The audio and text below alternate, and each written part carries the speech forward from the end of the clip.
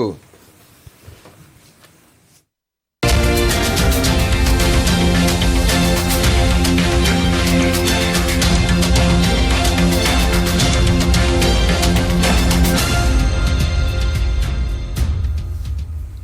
Good evening. This is The Point of View. We're live on City TV this and every Monday and Wednesday at 9 p.m. On The Point of View, we get the right guests, we ask them relevant questions, and we come up with useful and real insights. And it's live and interactive. You can follow our stream on Facebook at City TV GH, and our hashtag is Point of View.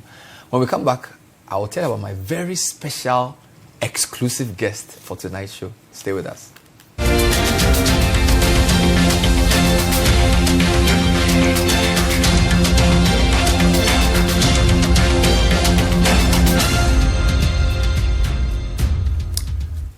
Welcome back to The Point of View. So exactly 2 months ago, on the 7th of December, the nation gathered in the northern regional capital of Tamale, where the announcement was made of the best farmer in Ghana. The president presented him a nice fat check of almost 500,000 cedis for his efforts. Well, the journalists who wrote the story were quite interesting. They said a 60-year-old James Boateng from Boateng region had been adjudged the 2018 National Best Farmer. They described him as a father of 6 who farmed cassava, cocoyams, pepper, okra, garden eggs, mango, and cashew. He also had 2 fish ponds and red livestock. Now, what they did not tell us was the man's illustrious background and his transition into agriculture. So tonight on the show, we're going to unravel the 2018 National Best Farmer. Well, we know that he was running a large multinational here in Ghana and has been working for over 30 years in what is known as the FMCG sector. So James Boateng is my guest, National Best Farmer 2018. Good evening, welcome to the show. Thank you very much, Bernard. Congratulations on winning the award. Thank you. I read the story, I didn't know this was you because the story was so generic. They described you as a father of 6 from Nkoranza. 60-year-old father of 6 from Nkoranza. I had no clue you were the same guy. Yeah, the same guy. Do you have a double life? Not really, but I think that because I spent most of my time in the corporate world, particularly living in Accra, and also part of the time living abroad, because at some stage, particularly in the last 12 years, I was running about 20 countries in West Africa, all the way from Mauritania to Gabon. So I tended to spend time outside in Nkoranza, where the farm is. So to most of the public and the journalists, I'm not quite a local boy. No, I mean... So they knew very little about my total life. So for viewers who do not know, Mr. Boateng has been the managing director for Cadbury Ghana and 17 other West African countries. At least he did that for 10 years, 2006 to 2016. Before that, he was commercial director of the company. And then he was sales and marketing manager of Coca-Cola Ghana. He's also worked for British American Tobacco. So you are a purely FMCG guy. Absolutely. For how long have you been in this industry? 32 years. 32 years. Started as a sales and trade marketing manager. Yes. In 1984. Yes. Wow. What is it about that sector that fascinates you so much? I think when I left school, and I'm in Legon, and I got into the FMCG sector, what really fascinated me really was how organized the sector was and how precise everything had to be. So everything from, even to the extent that when the FMCGs talked about leadership, it is not your hierarchy of leadership. It is more about competencies. It's about the skills which turn things into results. So I got really fascinated. And then I learned very, very quick lessons, which suggested to me that whereas you're a manager and therefore should have a strategic side to be able to be visionary, you also needed to be pretty operational to get the results. So this is one thing which really has fascinated me. Wow. So you sold cigarettes for decades, sold Coca-Cola, and then sold chocolate products. And candies. So at what time did you become a farmer? This was way back in 18 years ago. Okay. When with the advice and the support of some of the local people back at home, I was advised to try to set something up. They didn't really specify. So I was thinking, as I was climbing the corporate ladder, and I'll say that I climbed pretty high the corporate ladder because, well, I was one of the few black people in the corporate world as far as, Africa is concerned. So whilst I was climbing the ladder, I still had my mind back to basics. And it all stems from my background, the parentage I had, 2 parents, both farmers, one commercial farmer, the other one peasant farmer. So I saw both sides of farming. One, as far as formal education is concerned, that's my mom. I call her stark illiterate. Somebody corrected me and said she just couldn't read and write, but she was literate because she was literate in African values and all of that, which I agree. Yeah. My dad had formal education, went into commercial farm, was a politician and a strict disciplinarian. Presbyterian? Yes.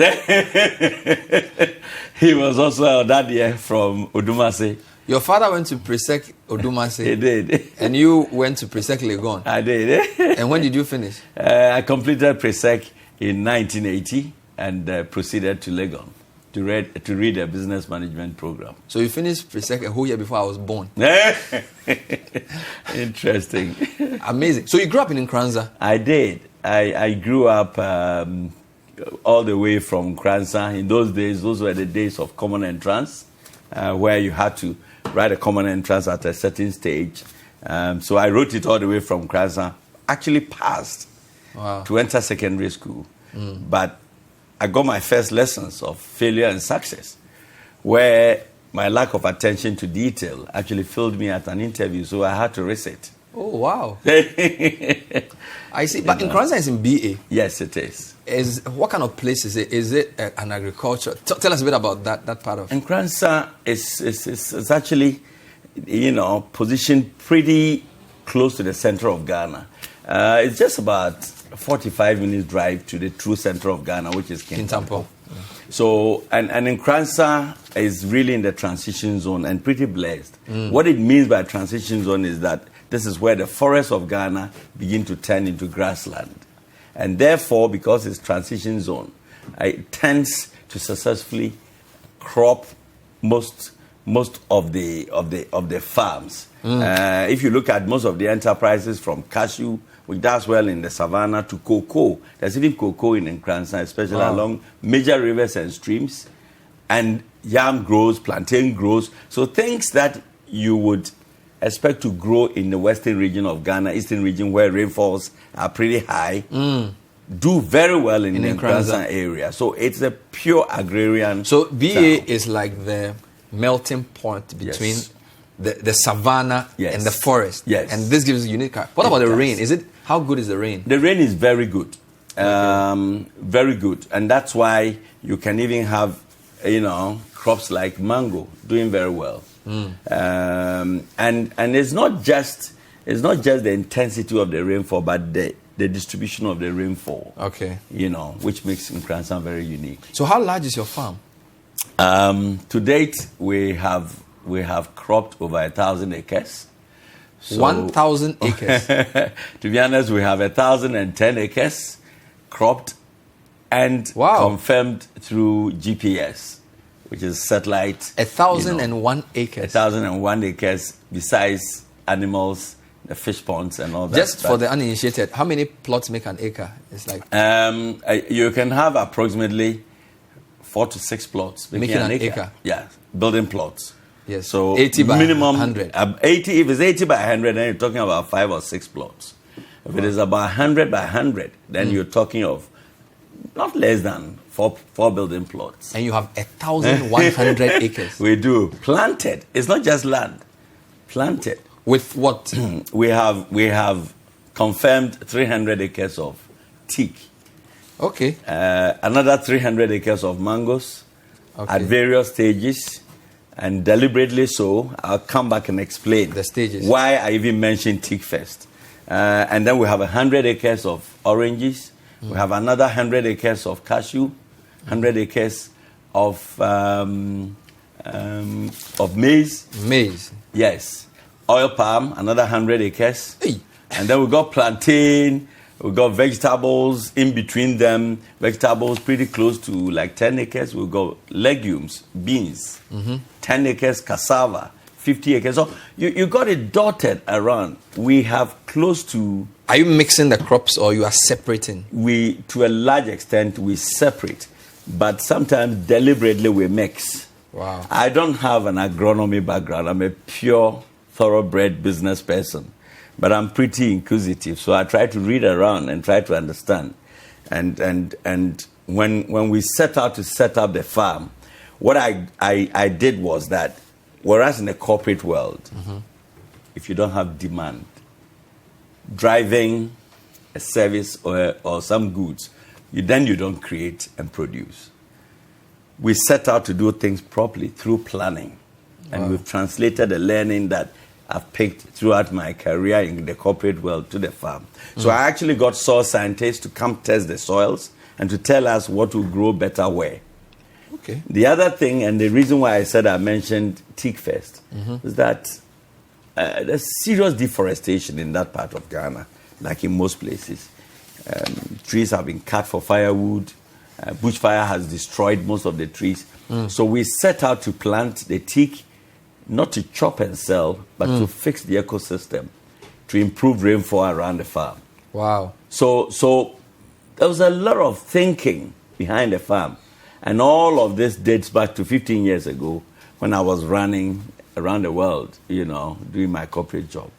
So was it that in the sourcing of your cocoa to produce your chocolates and your sweets, you got interested in the value chain and therefore the planting part? I think that, to be honest, my time in Cadbury is predated by my time in farming.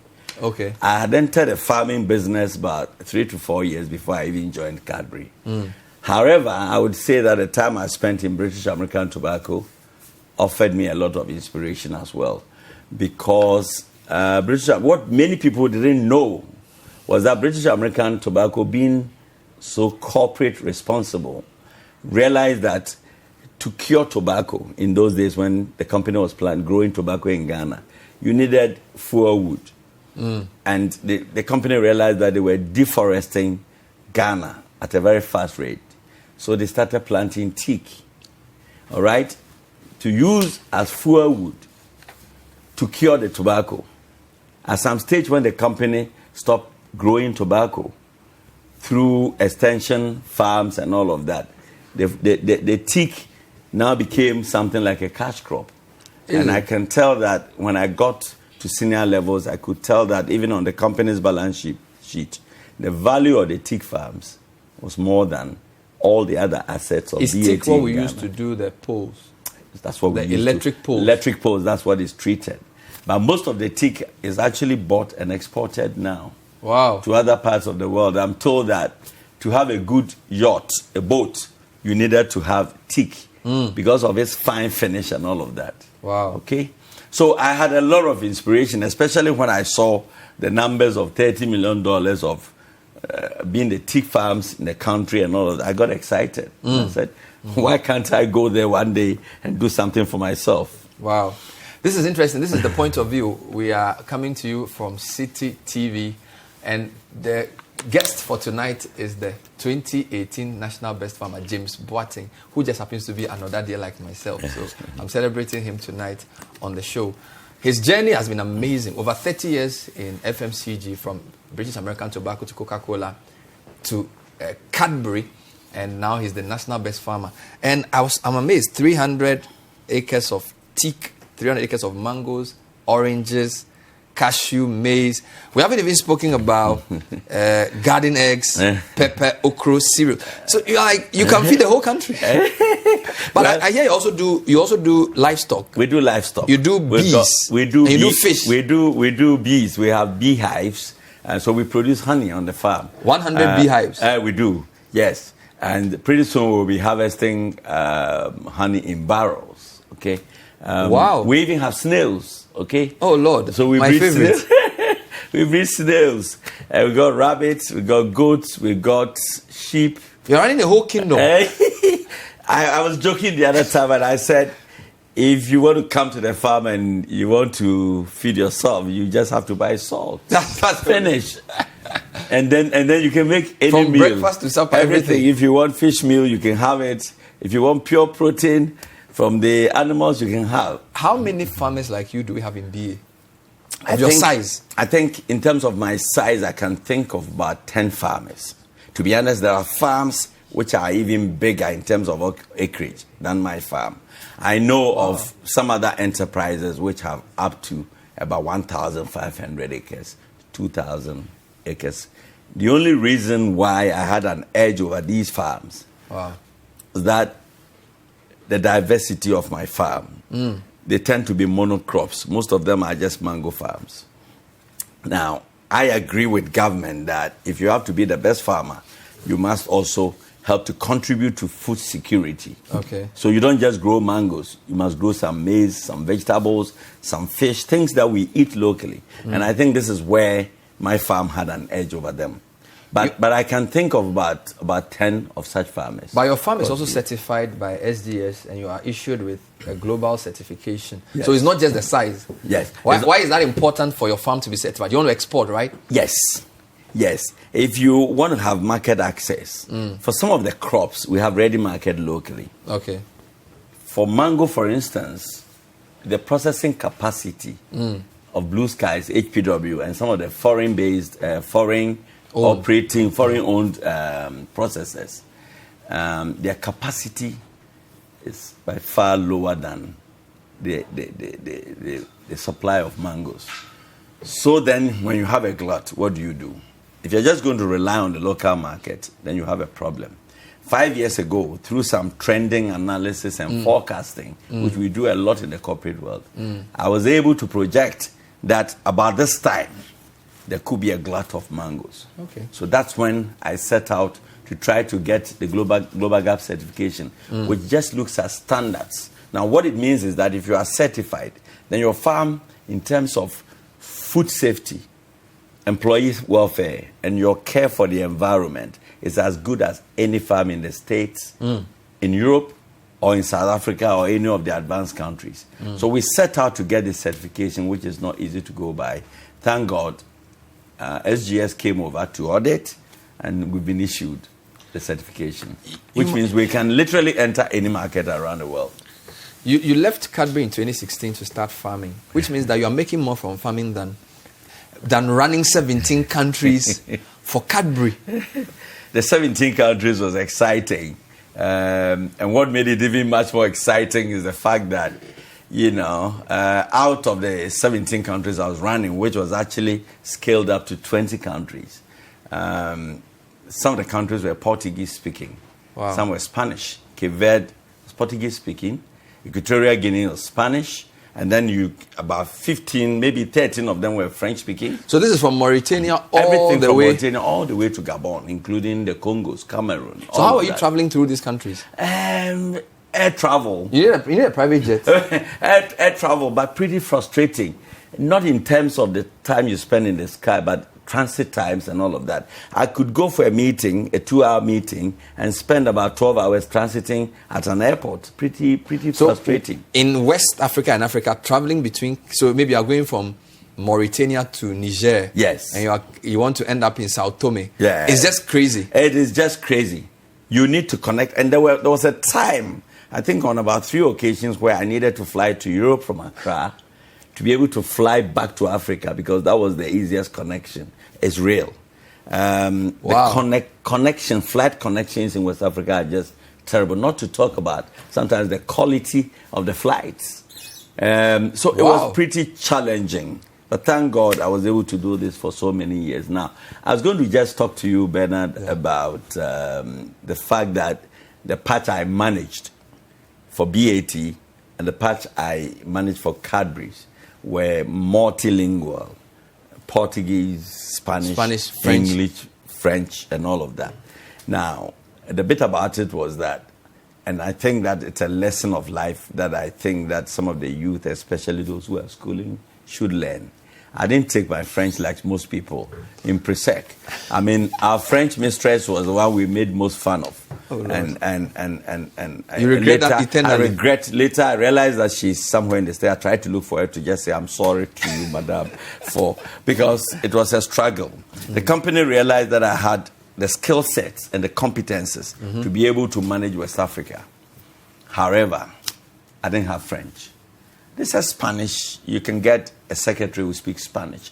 And I had a lady who spoke Portuguese, Spanish, young woman from Legon, and all of that. But they said, you speak French, because you're going to stay in a Francophone country to manage. So what they did was, I resisted. I said, no, give me something. As they said, no, you will learn French. Will go, you will learn French. So they took me to a French immersion program, put me in France, and said, you will learn French in 6 weeks. Wow. 3 weeks to 4 weeks, my boss at the time, who is Congolese, called me. I mean, unconsciously. And we're chatting. And then 10 minutes into the conversation, we're speaking French. And he said, come back. It's done.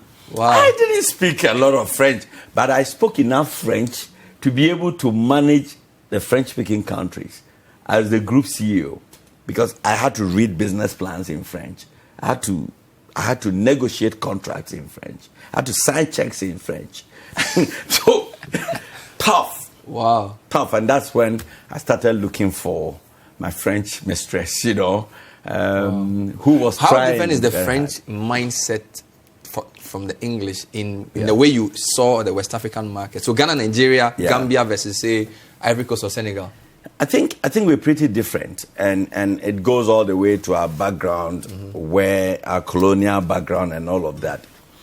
The Anglophone countries, the English-speaking, tend to be pretty systematic, pretty British, systematic. This is the way we do things, and that is how we're going to do it. So, for instance, if I went and I told them that I would deliver 100 bars of chocolates, they would say, where is that idea coming from? Now, so your goal is the 100, whatever. How are you going to deliver the strategy? And then after you've told them about the strategy, how are you going to measure yourself and tell us whether you are failing or you are gaining? And then after they know the KPIs, they say, at what point are you going to do your monitoring and evaluation? And then what are the consequences? How should we treat you if you don't get to those targets? Wow. Pretty British, okay? The Francophone, a bit laissez-faire, easier.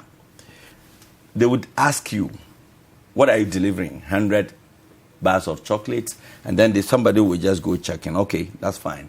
Now, before they begin to emphasize, now, if the 100 is an undercut of what they expect, no discussion with you. Straightforward. Wow. Simple as that. So it is only when you've promised what they are expecting that they want to have further discussions in terms of strategies and how you're going to deliver. And for them, mere talk.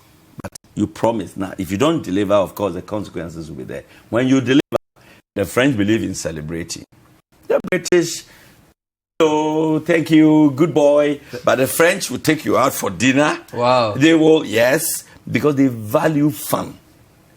Now, the English-speaking tend to think too much of results. The French will think of results, but when the results are achieved, let's have the fun. I mean, you won't believe it. In most of West Africa, Francophone West Africa, there's a shutdown every lunchtime for about 2 or 3 hours. People actually leave the office, they go home and have a siesta, and wake up and come back to work. And it happened in Cotonou. You can't be serious. Yes, Cotonou and all of that. People would carry their girlfriends and fiancés and people like that to the restaurant, have fun. If they felt like resting, they'll go and rest and come back. You dare not do that in a typical English-speaking environment, Wow. So I think in terms of the cultures, there's a little bit more relaxation. Wow. This is the point of view. We're having a great chat with 2018 National Best Farmer James Boateng. Described very interestingly as a 60-year-old father of 6. But we know him as a man who used to do so well in the corporate world. His farm is over 1,000 acres. When we come back, we have 3 things to look at. The cocoa sector, what are his insights? How can we get more people into farming? And you answer one of the everlasting questions. Why are farmers here so poor? Don't go away.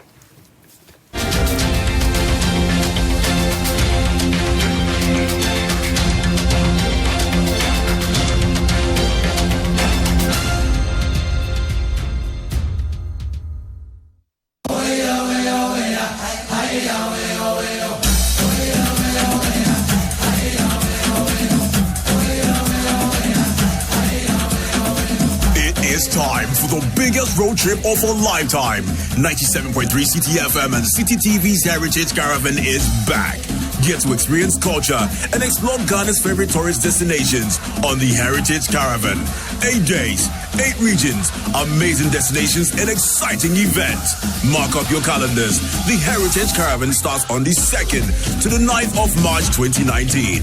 Visit citynewsroom.com to register or call 0205-973-973 for more details. The Heritage Caravan 2019 is powered by 97.3 City FM and City TV.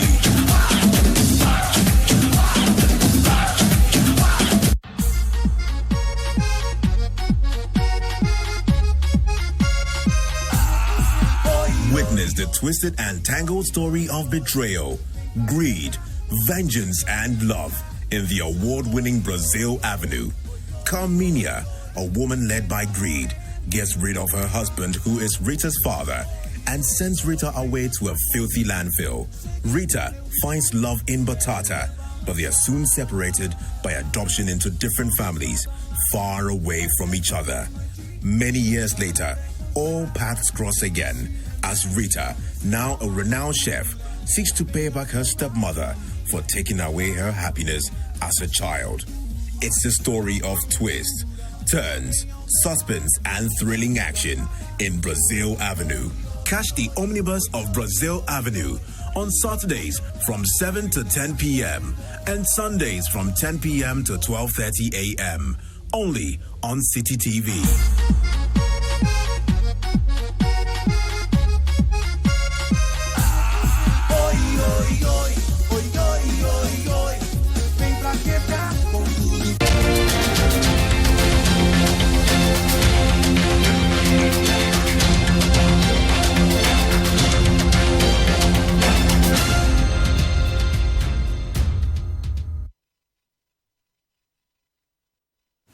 Welcome back to The Point of View. Tonight, I'm celebrating a great man who's been adjudged the 2018 National Best Farmer. But even before he got into farming, he's doing some great things. Worked many years at VAT, Coca-Cola, and Cadbury, where he ran up to 20 countries.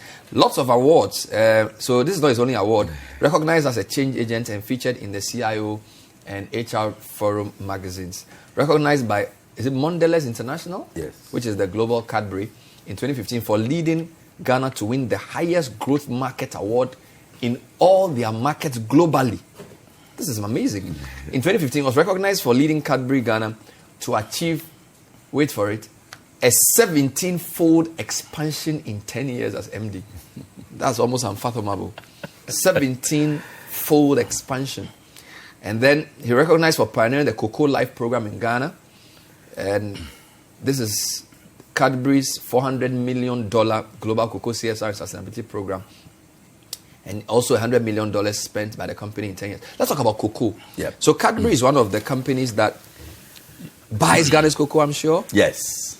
How much of cocoa do you buy from Ghana? I know that it ranges between anything around 300 to close to $400 million, depending on how the Cadbury's global forecast run. In fact, when Cadbury was acquired by Kraft Foods some time back, we still were called Cadbury's in terms of the African context. But then what it meant was that the company's global demand for cocoa even grew bigger. Wow. So Ghana is a very key market for the company, just because of the premium nature of Ghana's cocoa. When really you say special. premium, so our cocoa is premium, is better or what? It is better. It is better in terms of the overall quality of the beans, in terms of the aroma. Okay. So whereas cocoa from other countries, and in any case, there could be up to about 16 countries around the world producing cocoa. Okay? All part of the International Cocoa Organization. Ghana's cocoa globally is used as flavors, aroma. So you can have all the others as fillers. You need a little bit of the Ghana cocoa to be able to have the real chocolate taste. To make it smell and taste better. Just because of the way it's handled, everything from breaking the pods, how they ferment, how they handle and take out all the other things. The fermentation process really gives it a special flavor, and how it's dried. It is not all the countries which take their time to go through this. And one of the reasons why the Ghanaian cocoa farmer goes for that is because that farmer is rewarded. Because the grade A cocoa fetches the farmer more money, for instance, than the, say, the grade C, which in the local parlance is called abinchi. Okay? Abinchi. So I'm told that in Ivory Coast, a lot of their cocoa farms are large plantations. So the cocoa is planted on larger scales. So even the drying and the fermentation, it doesn't go through the natural process. So it's very mechanical. That's the difference. And that's why La Côte d'Ivoire makes probably close to 45% of the global output of cocoa. If you add on Ghana, then the two countries are doing anything around 60%. Now, if you have large plantations, then the natural touch, if you see people, the Ghanaian farmer drying cocoa, picking little winnowings and drying and turning, gives it that quality. It's richer. It's richer. Now, the other competitive markets, and I'm talking about La Côte d'Ivoire, Indonesia, Nigeria, Cameroon, all these produce cocoa, even India. All right? If you look at how they do it, they tend to have plantation. And therefore, how many people are you going to have that? So our cocoa farmers are actually very key to the value we get from the global market. They are very key.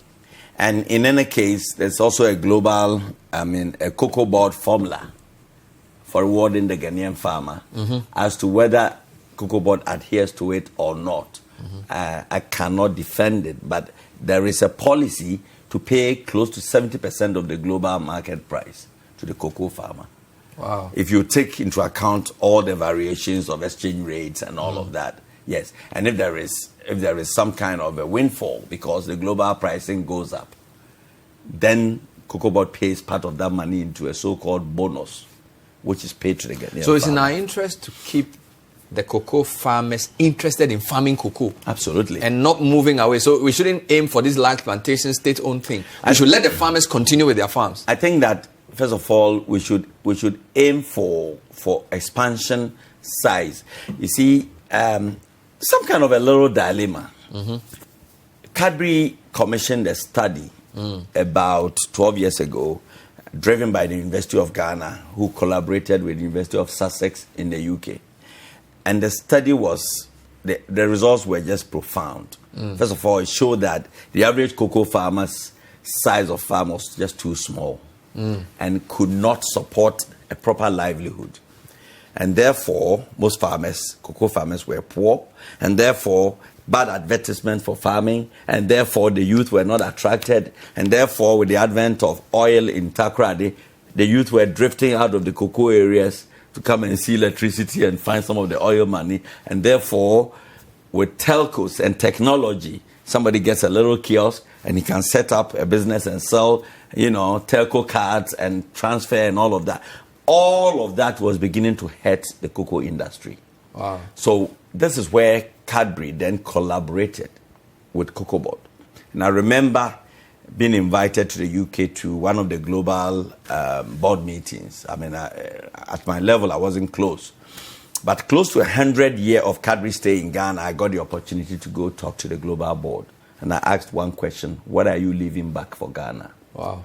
And at the end of the day, they created this fund, which was 1% of the global turnover. Which is why you were given this special That's why I was recognition. recognized. So this was your idea? So it was. I prompted it. Okay. And therefore, they made me part of the steering committee which created the fund, the global fund. So they said, as a reward, you're Ghanaian, we give 25% to your country, 100 million, even though we are trading or we are aware that cocoa grows in over 10 countries. So, for example, the program is not running in Nigeria, it's running in Ghana, and it's been driving for the last 10 years, providing solar lamps, bicycles for school kids in cocoa areas, and all of that. What do you think of what the government is trying to do? Two things. They've met Cote d'Ivoire a few times. Nkoranza says, we can't continue to be price takers for cocoa. Yes. So they're trying to set up a joint thing. And then they're also saying, we need to own the value addition part. Yes. We can't just be selling the raw cocoa seeds. Yes. What are your thoughts on these things? I think that the last point that you've made is probably the most critical and the most important. If you look at Ghana's cocoa, at some stage we were adding value, which means processing into cocoa paste, liquor, and butter. These are the three derivatives of cocoa when you begin to add value. Now the paste is turned into powder, which is then turned into your Bombitas and your Richoco and Nestle's Milo and all of that. But the major derivatives on the world market are these three: the paste, the butter, and then the liquor. Right?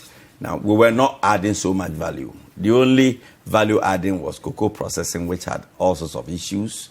And then Cargill came on board. Barry Callebaut, government encouraged Barry Callebaut. Swiss. ADM set up in Kumasi. Great job. The target was to at least process about half of it. The last count when I checked, I think that we're processing anything between 30 to 40%. There's also Olam, I think. Olam. And there's Plot. Absolutely. Plot is in Takrady.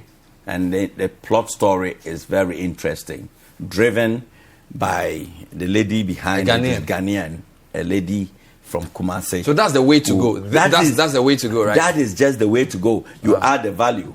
Because when you've added value, it will be amazing. I mean, if you look at the value from the same sack of cocoa, when you sell the paste and you sell the butter, you sell the liquor, what it fetches versus the raw beans is just intriguing.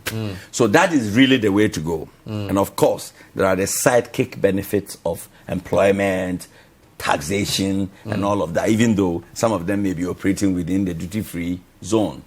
So that's really the way to go. So the key out of poverty is value addition. There's a slide I'll probably show it where Oxfam shows that of the global value chain for a bar of chocolate, the farmer gets less than 6%. Yes. Everything else goes to middlemen, to companies, to the retail guys. Yes. So really, that is the way to go. If we can process up to 70%, good for the farmer and all of that.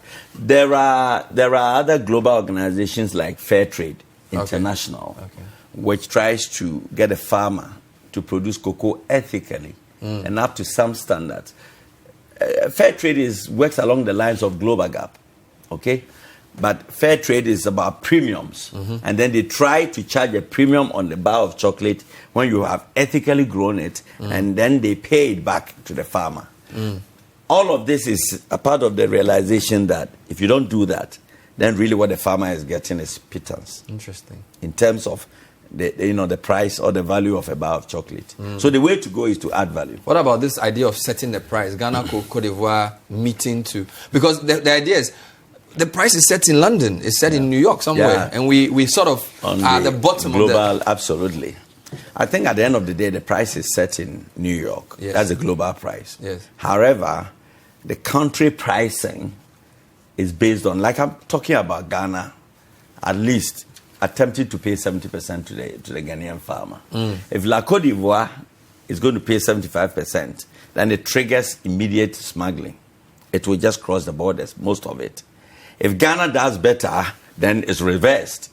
But that's what the policymakers realize.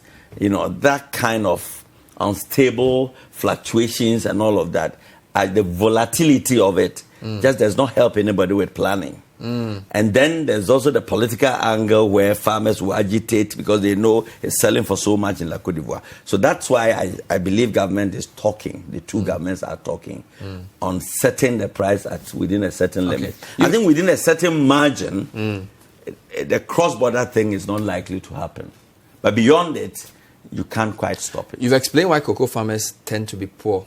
What about other farmers? Why are... Even for the cocoa farmer, let me add, Bernard, that it is not just the pricing. I think sometimes it is the over-dependence on that monocrop cocoa. There must be diversity. And that's why some of the end users, the Cadburys, the Hershey's, the Nestle's, of this world, are thinking of creating parallel income streams. For example, under the Cadbury scheme, they use cocoa pods. They encourage farmers to bend the cocoa pods, get potash, they can add oil, and they can get local soup, which they sell. I'm told that even the kind of sap that you pick, when you pick raw cocoa bean, you break it and you are eating, there's some sap, sweet.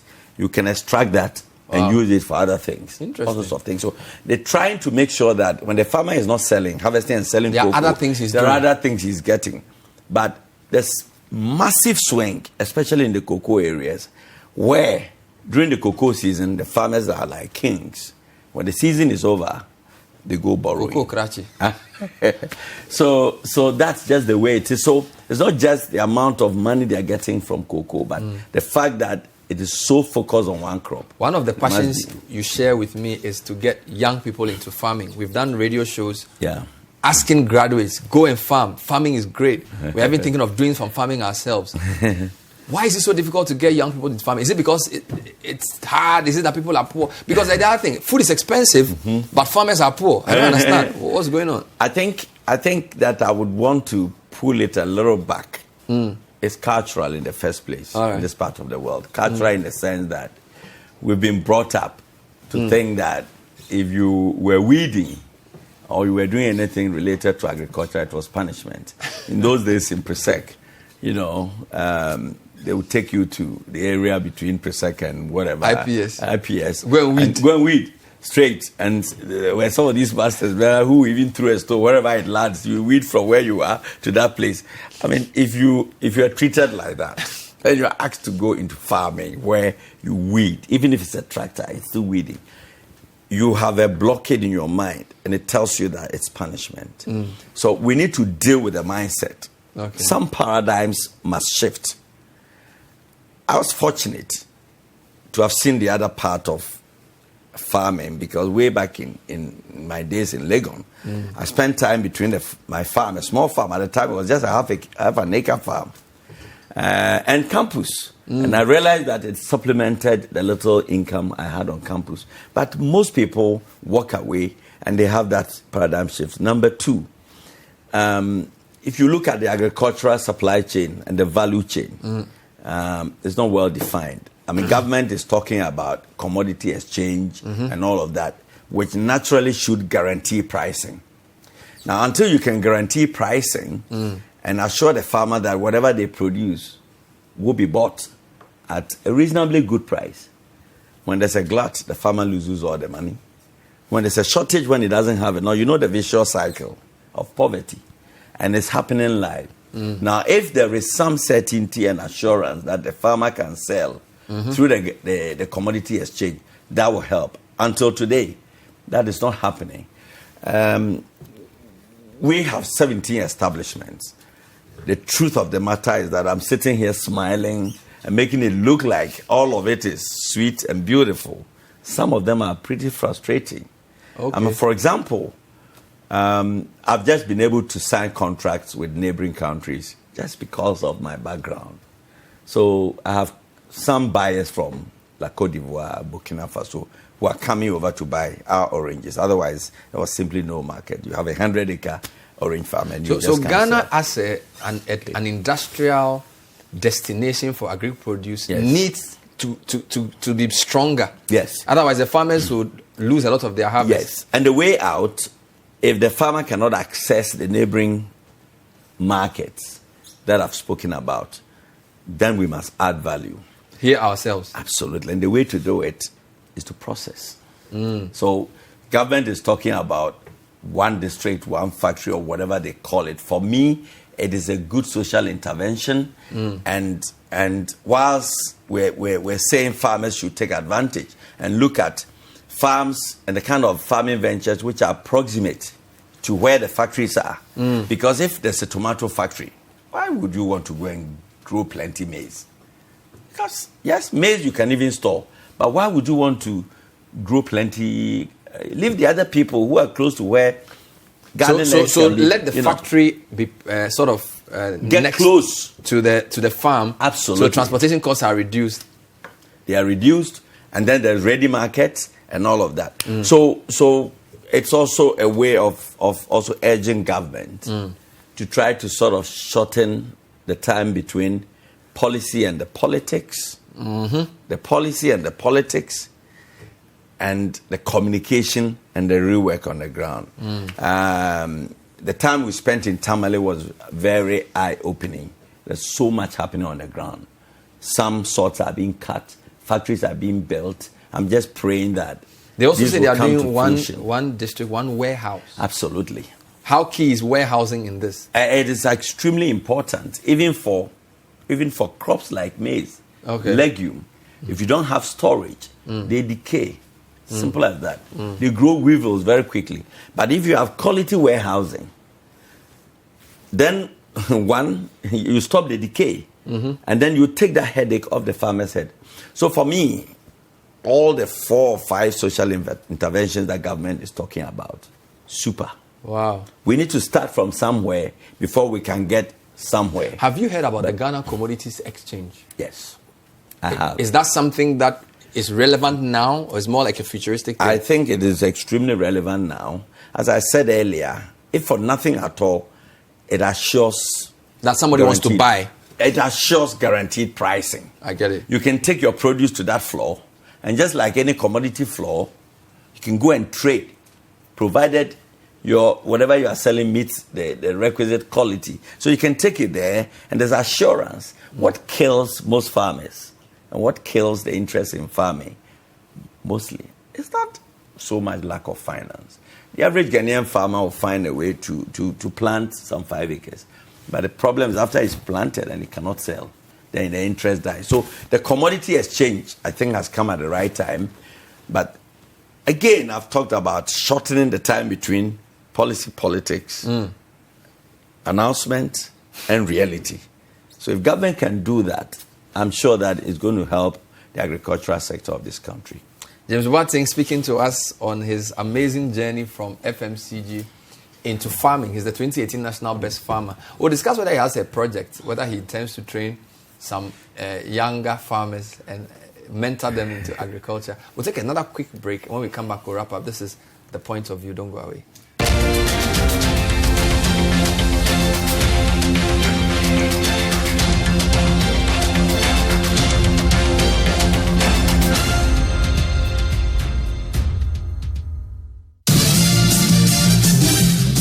For regular news checks as they unfold.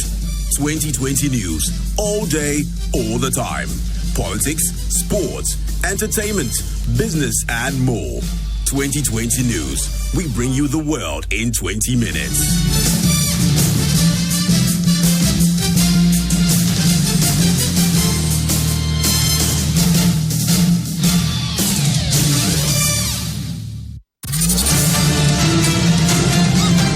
Get the backstory of the major news stories on Press Conference.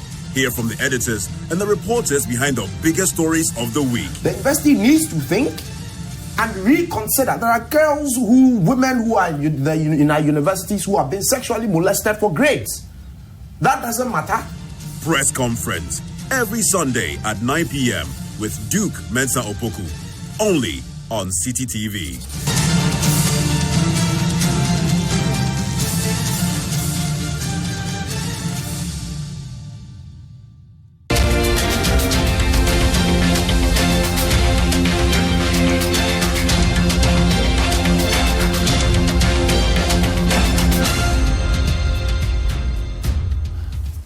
Welcome back. This is still The Point of View, having a chat with the 2018 National Best Farmer, James Boateng. He's from Nkoranza in the Boateng region. He has been running FMCG for over 30 years, in charge of over 20 countries, and he has over 1,100 acres of farm. You do a bit of fish farming and apiculture as well, and cattle rearing. So you're a full-blown farmer. So let's talk about food importation. We have some data that shows that Ghana imports so much food. In your mind, what kind of food do you think we should stop importing? Which is easier to stop? Because we import a lot of rice. Yes. A lot of frozen fish. Yes. And we just finished Christmas, so a lot of frozen chicken as well. And that kind of thing. Where would you feel the low-hanging fruits are? That we can then save foreign currency on other more important things? I think straight away there are some low-hanging fruits that we can pick. I mean, the first one that comes to mind, really, I don't even want to talk about, like somebody said, big ticket items. I'm talking about small ticket items which are also critical, which can still help us to pick learnings and probably move it from the big items that we import. Look at tomatoes, onions. Why should a country which is 70%, if not 80% arid desert like Burkina Faso be able to grow onions and mangoes and tomatoes and ship to Ghana, neighboring country, and for their tomatoes to be preferred to the one that we grow here. I mean, it's just to do with policy and lack of focus. We can fix that one very quickly, if for nothing at all. Tomatoes, onions, and even mangoes. Burkina Faso exports mangoes to Ghana. People don't know. Some say their onions taste better or something. I don't know. I see these onions people sell in traffic, which are less. I don't know how to sulfuric or whatever. Yes. I think it's all to do with proper planning. You see, when it comes to agriculture, like any enterprise, even where you source the variety seed is important. What seed are we supplying the farmers? If Burkina Faso is doing it, and I'm sure that they are really regulating the agriculture with full support. If you go and you have a look at the irrigation infrastructure, it's super. Government provides it and the farmers tap into it. That's why a country which is predominantly desert can sell to a country which is predominantly green. So those are the low-hanging fruits that we can go for. It will take us a bit of time to stop importing rice, let's face it, even though that's where the big funding, big forex is. And the reason I say that is that we need to, first of all, even put in our heads, how do we grow paddy rice? And what varieties are even going to do here? It calls for some kind of background. Because you are not into rice. We're not into rice just because of the drudgery of planting rice. It's difficult. It is tough. If you're driving to a flower and you look at some of the farmers and the way they beat it and all of that, tough work. So we're moving to slightly the easier areas, but we need to get there. So besides the variety, I mean, I know that under the Planting for Food and Jobs, government is supplying quality rice seed and all of that. Right direction. We're starting to do the right thing. But how much of rice fields do we even have? And how do we even protect them in the north?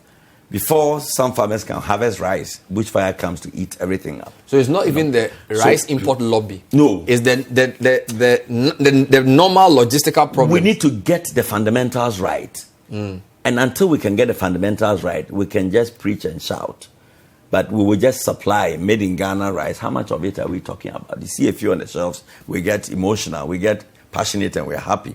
But that is not going to stop. So our policy for rice production has to be more thoughtful. I'm sure that these policies are there. I think, like I said, what does not help us, contrary to the corporate world, private corporate world, where your strategic plans are as live as your operational plans, sometimes the distance between policy and reality in the public space is very large. Is really long and wide. And if it can be closed, because when I went to Tamale, I was just surprised at the amount of research work that CSIR is doing.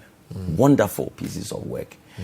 Even in terms of if you integrate the rice production forward, processing, fantastic rice mills, beautiful packaging, just short distance from Tamale.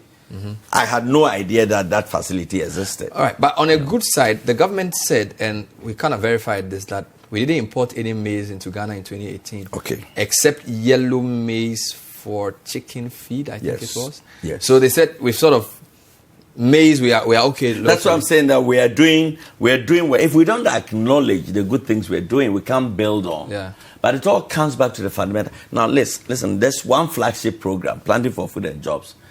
Look at it. It's dealt with the issues of maize. Yes, we had good weather, but I'm sure a few irrigation projects also helped.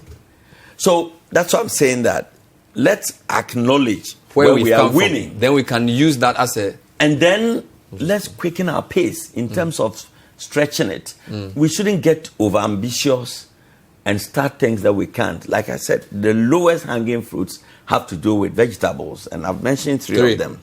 Onions, tomatoes, mangoes. Maize has just come on stream, and it has been fantastic work by the ministry and by government, where I think credit falls due. We should give credit, because I used to buy fertilizer at 100 cedis per bag. Now I bought fertilizer at 50 cedis per bag, or at West 75 cedis. And through that, I was able to expand and grow more maize. Previously, 2 years ago, I planted only 50 acres. This time, I planted 105 acres of maize. So it translates directly. Good show. And at the end of the day, see, we didn't have to import rice. But you don't maize. You didn't try poultry. No, I have poultry. How large? I have by the Ghanaian standard, may not be back 2,000 birds. 2,000 birds. Yes. And you feed them with your own. I feed them with your own stuff. And that is the beauty of the farm that I'm running. There's a lot of integration. For example, we pick manure from the animals and we use that to do organic fertilizer on the tree crops. Wow. Far better than chemical fertilizer, cuts down our cost. Beehives. Why are we doing bees? We're doing beehives. We go harvest the honey because when the mangoes flower, the bees go tap the nectar and they come and produce honey. Wow. And then whilst they are picking the nectar, they pollinate and we get more fruits. So you're an agriculture engineer. It's beautiful, you know. Wow. So in the process of pollination, in Europe and other places, they catch bees and throw them on farms to pollinate. We get bees easy. And while they are pollinating, they're also producing honey for us. Fully integrated. Absolutely. Value chain. It's like you are doing backward integration. Yes. For like, final couple of thoughts. Yeah. Middlemen, I'm talking middlemen and middle women, market queens and co. They are one of the reasons why farmers don't get. What's your proposal? You don't deal with them because you are a value chains guy. Yes, but in spite of all of that, sometimes you just can't avoid them. Sometimes you run to them. You run to them. You run when to you are them, hot. and when you're really hot, like when you can't find a market, and sometimes you don't find a market, but they are. So they would dictate the price to you. They would dictate, and they would come and they tell you, and literally you can't. So you need to rely on them. So I would say that in terms of the agricultural value chain management, they are key. They are important. What worries me is the level of margins that they make. They can make margins between 60% to 100%. Wow. Yeah. But I can see a way out. The commodity exchange that is being introduced would deal with some of that. The warehousing, one district, one warehouse thing would deal with some of it. Okay. If we can get farmers to begin to really also grow things that they can sell. Like I said, in the corporate world, you don't produce anything if there's no demand. Why would you want to go and produce an agricultural produce? That nobody's buying. That nobody's buying. But farmers do that. So until we can begin through the Agric extension officers to educate farmers and guide them, this problem will be there. But I can see some work going on. Wow. There is a lot of support for Agric extension. I know that government has put at disposal of Agric extension officers 3,000 motorbikes, which they didn't have. They're going to deploy them this year. Wow. So that technology can be introduced to the farms. Do you have your own program to encourage young guys into farming? Yes. Are you doing some mentorship program? Yes, I'm doing some mentorship program. And whereas I'm talking about youth in agriculture, mine is a bit different. I'm really targeting people in the middle class, so people like I want to farm. What do I need to do? So it's people like you. And believe me, I was in Accra last week. Okay. I rushed down to the farm and then I came back 3 days ago. I spoke with 15 corporate people. Yeah. Some came to my house, some met me, and they are damn serious about wanting to farm. Okay. I think that they are just intrigued by the fact that after 32 years of corporate life, you are into I can farming. make a successful transition. And we are making money. Bernard. I'll come to your farm. I don't have time. I'll come to Nkoranza to see your farm. I'll be speaking to James Boateng, who's the 2018 National Best Farmer. Fascinating story. Incredible guy. Excelled throughout from the corporate world into the farming world. And we hope he stays many more years in that industry. Thank you for watching tonight's edition of The Point of View. My name is Bernard Avle. Stay with City TV. Good night.